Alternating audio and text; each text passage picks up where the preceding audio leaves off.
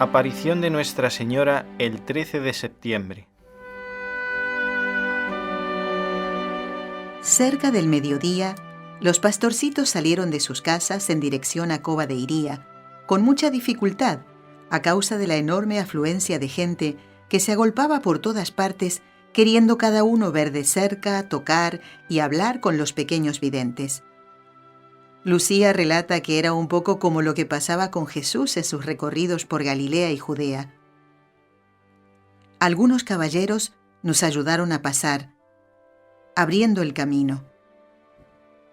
Llegamos por fin a Cova de Iría junto a la encina y comenzamos a rezar el rosario con la gente. Poco después, vimos el reflejo de la luz y a continuación a Nuestra Señora sobre la encina. Continuad rezando el rosario para alcanzar el fin de la guerra. En octubre vendrá también nuestro Señor, Nuestra Señora de los Dolores y del Carmen, y San José con el Niño Jesús para bendecir al mundo. Dios está contento con vuestros sacrificios, pero no quiere que durmáis con la cuerda. Llevadla solo durante el día. Me han encomendado pedirle muchas cosas, la curación de algunos enfermos, de un sordomudo. Sí, algunos curaré, otros no. En octubre haré un milagro para que todos crean. Y comenzando a elevarse, desapareció como de costumbre. Una delicadeza de madre. La señora se ocupa del descanso de los niños, los cuales todavía no tienen a nadie que les oriente en las penitencias que hacen. Y les da una información que es un bálsamo en medio de todo el sufrimiento que les visita. Dios está contento con vuestros sacrificios. Pero Dios no los iba a dejar más tiempo sin alguien que los ayudase a ver su voluntad en la noche de la vida, que los guiase en el camino cierto. Pues normalmente Él quiere que pasemos por las mediaciones humanas, para que bajo la luz de la obediencia caminemos con seguridad siguiendo su voluntad. Fue el día 13 de septiembre cuando apareció por primera vez en Fátima el doctor canónigo Manuel Núñez Formigao. Estuvo presente en la hora de la aparición, pero nada vio de especial, a no ser una ligera disminución de la luz solar que poco o nada podría decir. Ese día no habló con los videntes ni con nadie de allí. Solo el día 27 vuelve a Aljustrel y procede a los primeros interrogatorios. Lucía respiró un poco de aire fresco con la visita de este santo sacerdote que la interrogó a ella y a sus primos con mucha seriedad y le dio consejos muy prácticos para la vida. Me interrogó seria y minuciosamente. Me agradó mucho porque me habló bastante de la práctica de la virtud, enseñándome algunos modos de practicarla. Me mostró una estampa de Santa Inés, me contó su martirio y me animó a imitarla. Su reverencia continuó yendo allí todos los meses para hacer su interrogatorio, al fin del cual siempre me daba algún buen consejo con el que me hacía algún bien espiritual. Un día me dijo: «Tienes obligación de amar mucho a nuestro Señor por tantas gracias y beneficios que te está concediendo». Se grabó tan íntimamente en mi alma esta frase que desde entonces adquirí el hábito de decir constantemente a nuestro Señor: «Dios mío, yo os amo en agradecimiento por las gracias que me has concedido». Enseguida comparte con sus primos esta jaculatoria que pasan a recitar con mucha frecuencia. Lo que pertenece a uno es de todos. Anhelo de los primeros cristianos que todo lo tenían en común, bienes materiales y espirituales. Y cada uno desea que los otros caminen al mismo ritmo. En casa de Lucía la tempestad se recrudeció después del día 13 de septiembre. Esperando que esta vez hubiese señales más evidentes, su madre, que había quedado un poco convencida en el mes de agosto al ver que nada pasó, se volvió a desanimar y el sufrimiento tomó nuevas proporciones. Además de la duda dolorosa de si Lucía se había vuelto mentirosa, se añadía la pérdida irremediable de los productos de la tierra ocupada por las multitudes, el constante asedio de las personas a su casa para ver y hablar con la pequeña, derivando de todo eso un mayor desierto familiar. Era duro para la madre y para la hija. Esta sufría en silencio su cruz personal, y la que veía en su adorada madre cargar con tanto dolor, sin poderla aliviar. En medio de toda esta densa noche, Lucía levantaba los ojos al cielo y confiaba en el Señor, de donde sabía que le venía el auxilio, e iba repitiendo en su corazón desgarrado: «Oh Jesús, es por vuestro amor, por la conversión de los pecadores y en reparación de los pecados cometidos contra el Inmaculado Corazón de María». ¿Cómo creció por dentro esta niña de apenas 10 años?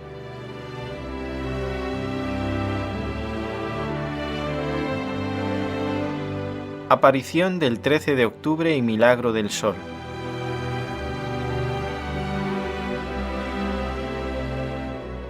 Se aproximaba el día 13 de octubre, día de la última aparición y del cumplimiento de la promesa del milagro. La prensa difundió la noticia sin la intención de llamar a la gente hacia el lugar, pero eso ayudó a llevar el acontecimiento a muchos más lugares del país, en una época en la que las comunicaciones eran muy lentas. Así, los periódicos que llegaban más lejos fueron el medio del que el cielo se sirvió para reunir un mayor número de personas. Allí acudieron los simplemente curiosos, los creyentes y los no creyentes. Se extendió el rumor de que las autoridades iban a colocar una bomba en el lugar de las apariciones y los mataría a todos. Esto no hizo que nadie desistiese de estar allí, y mucho menos a los 3 videntes, a quienes no les importaba morir ese día. Los padres de Lucía, oyendo esa afirmación, quisieron acompañarla por primera vez.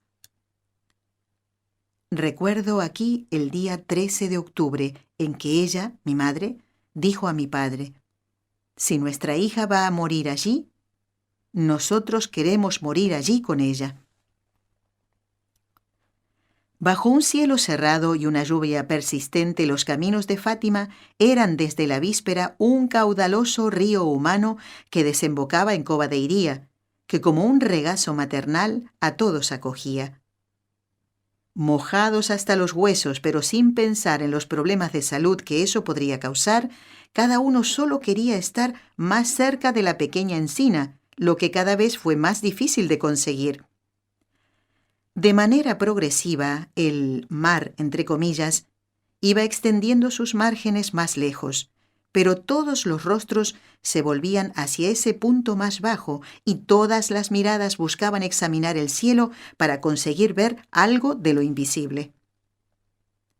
Todavía bastante temprano, Lucía salió de casa bajo una lluvia torrencial y con viento agreste, afrontando el peligro. Iba de la mano de sus padres, y fue su padre quien la llevó hasta el pie de la encina. Había muchas amenazas a los videntes.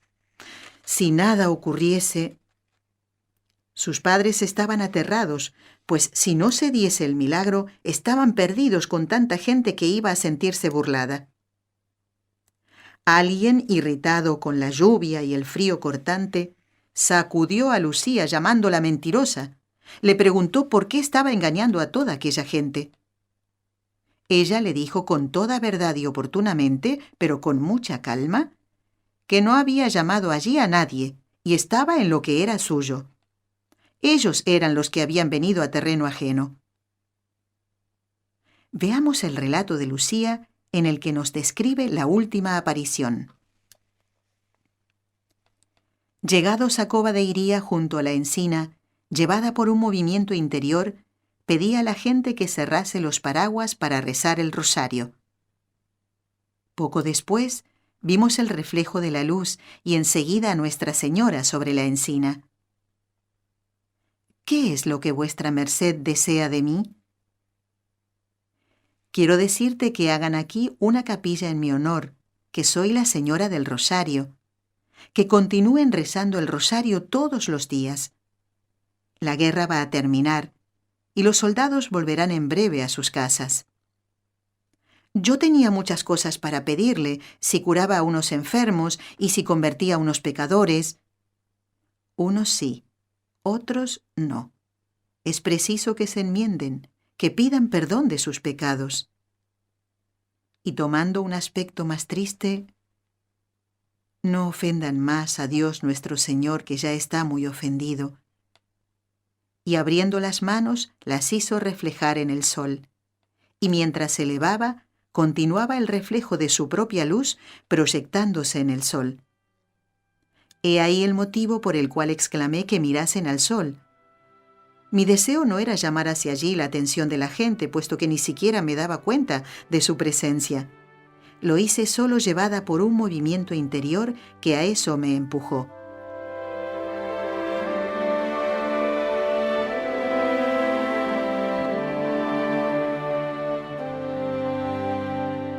El milagro prometido.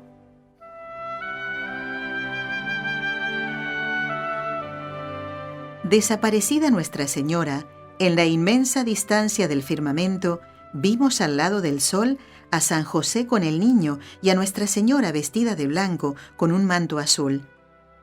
San José con el niño parecían bendecir al mundo con unos gestos que hacían con la mano en forma de cruz. Poco después, desvanecida esta aparición, vi a nuestro Señor y a Nuestra Señora, que me daba idea de ser Nuestra Señora de los Dolores. Nuestro Señor parecía bendecir al mundo de la misma forma que San José.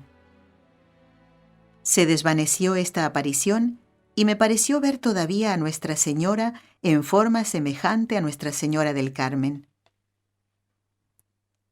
Mientras los niños contemplaban estas últimas visiones, se dio el milagro del sol, la señal prometida para confirmar la veracidad de las apariciones.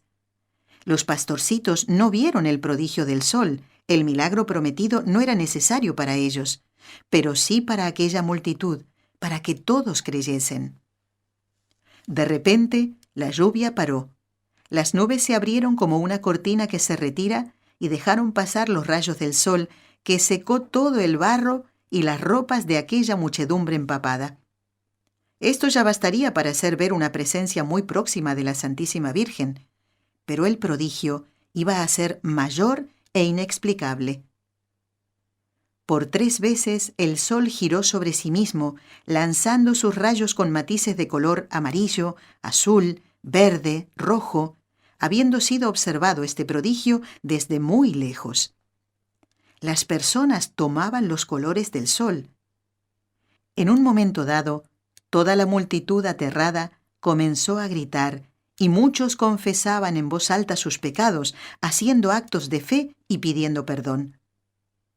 Parecía que el sol se desprendía del firmamento y venía en dirección a la tierra, a abrazar a toda la gente.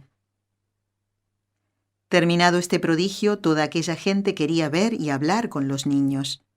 Lucía decía no saber cómo pasó el resto de la tarde. Llovían preguntas y peticiones de todos lados, y cada uno de los pastorcitos era llevado por la multitud como si las olas del mar lo arrastrase sin poderse defender. Lucía fue llevada en brazos del doctor Carlos Méndez, el cual, por ser de elevada estatura, consiguió protegerla por algún tiempo, manteniéndola por encima de los apretones. Pero con los empujones y no pudiendo ver el camino que pisaba, en cierto momento cayó, dejando a la pastorcita flotando en las olas de la multitud. Lucía fue respondiendo a las muchas preguntas hasta que llegó a casa ya de noche, exhausta. Incluso en casa todavía tuvo que responder a los que la esperaban, entre los que estaba el doctor Formigao, quien hizo su interrogatorio. Al ver el estado de fatiga de la niña, advirtió a su madre que tuviese cuidado con ella y la protegiese, pues peligraba su salud. La señora María Rosa oyó el consejo y después desahogó. «Esto es un verdadero problema. Todos quieren que se rechace a los otros, pero a ellos que se les diga que sí. ¿Y qué voy a hacer? ¿Cómo voy a conseguir que esa gente que viene aquí se resigne a marcharse sin haber visto y hablado con la pequeña? Se me meten ahí en casa y de ahí no salen sin venir ella. Esto es fácil de decir, pero de conseguir es muy difícil. Dios me ayude, que no sé qué vueltas he de dar en la vida. Lucía, que nada había comido desde la mañana, exhausta de hambre y de cansancio y bajo el peso de las emociones interiores que llevaba en el corazón, se dejó caer en el suelo y, sin ceremonias, se durmió. Fue la manera de que saliesen por fin los que todavía permanecían a la espera de poderla interrogar. Pudieron ir a descansar después de tomar una ligera comida, pues ya no había disposición para cocinar. Al día siguiente, apenas el día amaneció, la señora María Rosa abrió la puerta de casa y quedó sin respiración al ver que ya tenía allí gente esperando. Los que habían venido de lejos no querían volver a sus tierras sin conseguir hablar con los pequeños videntes. Quedaron por allí, de cualquier manera, a la espera de su turno. Era una fila interminable en las dos casas. Hace recordar lo que dice el Evangelio acerca de Jesús. No tenían tiempo para comer. Y eran niños. Lucía explica algunas contradicciones encontradas en los interrogatorios posteriores a esta última aparición por la repetición de preguntas y por la fatiga a la que estaban sometidos los tres pastorcitos. Tanta gente empujándoles y haciéndoles preguntas que ellos acababan diciendo que sí a todo para verse libres. Fue muy duro. Fue una gran cruz, sobre todo para Lucía, considerada la principal, la responsable de los tres, y siendo solo ella la que hablaba con Nuestra Señora.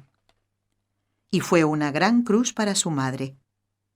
Esta pensaba y esperaba que pasando octubre la fila de gente acabase y pudieran de nuevo vivir su vida de familia en paz, y lograsen volver a cultivar Cova de Iría y allí pastorear el rebaño.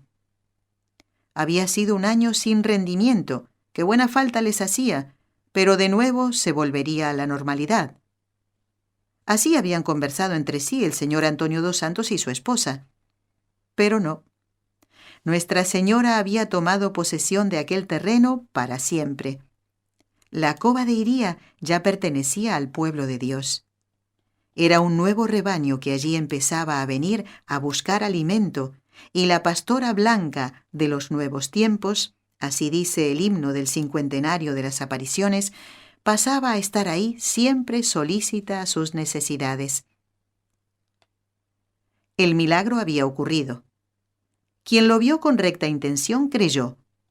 Pero hay siempre quien ya de antemano no quiere creer, y entonces, aunque el mundo caiga a sus pies, aunque en su interior se rinda la evidencia, nunca da el brazo a torcer. Como la hermana Lucía decía, no se hace caso. Pero la señora de la Encina había prometido decir quién era y lo que quería. Dijo que era la señora del Rosario, nombre ya familiar para toda la gente de Fátima, pues era una invocación conocida. Y pidió que se hiciese una capilla en aquel lugar, que se rezase el rosario, petición hecha todos los meses, y con mucha tristeza en el rostro pidió: no ofendan más a Dios nuestro Señor, que ya está muy ofendido. He aquí la razón de la visita de la Madre y de todas sus peticiones. Madre solícita del bien de todos, viene a alertar del peligro que corre quien se deja encadenar por el pecado y toma nota del remedio para ese mal supremo, pues, ¿de qué le sirve al hombre ganar el mundo entero si pierde su alma?